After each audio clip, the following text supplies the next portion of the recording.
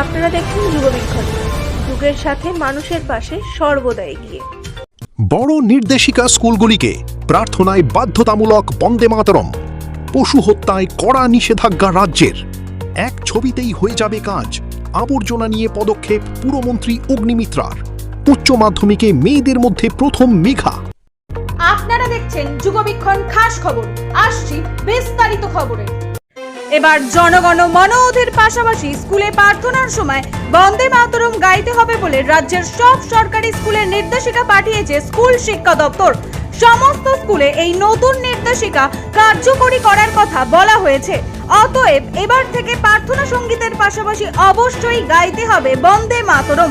এক্ষেত্রে প্রার্থনার সময় রাজ্য সঙ্গীত গাওয়া হবে কিনা তা নিয়ে বর্তমান সরকারের কোনো সিদ্ধান্তের কথা জানা যায়নি।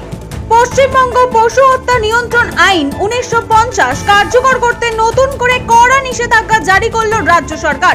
মঙ্গলবার স্বরাষ্ট্র ও পার্বত্য বিষয়ক দপ্তরের তরফে জারি হওয়া বিজ্ঞপ্তিতে স্পষ্ট জানানো হয়েছে, নির্দিষ্ট শংসাপত্র ছাড়া কোনো গরু, ষাঁড়, মোষ বা বাছুর বলি দেওয়া যাবে না।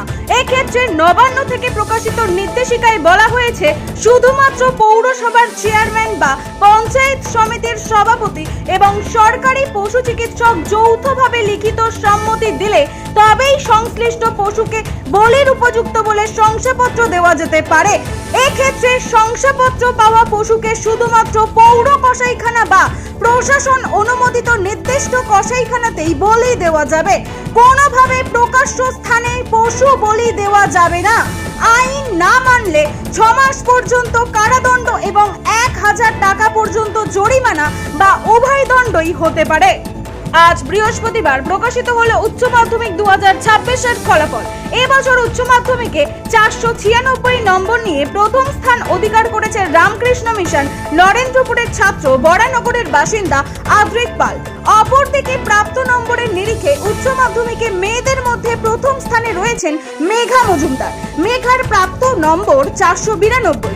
মেধা তালিকায় পঞ্চম স্থানে রয়েছে মেঘা। হুগলির শ্রীরামপুর রামচন্দ্র গার্লস হাই স্কুলের ছাত্রী মেঘা।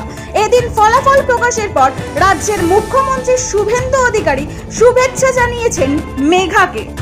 রাজ্যে ক্ষমতায় আসা বিজেপি সরকার ছড়িয়ে ছিটিয়ে থাকা সমস্ত ক্ষেত্রগুলিকে স্বচ্ছভাবে গড়ে তুলতে ইতিমধ্যেই বিভিন্ন পদক্ষেপ শুরু করেছে। গতকাল পুরসভার যাবতীয় কর্মকাণ্ডে নজরদারি চালাতে 128টি পুরসভা এলাকায় সিসিটিভি বসানোর সিদ্ধান্ত নিয়েছে নতুন সরকার। পুরো এলাকায় কিভাবে কাজ চলছে নিজের দপ্তর থেকেই মনিটরিং করবেন রাজ্যের পুরমন্ত্রী অগ্নিমিত্রা পাল। এ বিষয়ে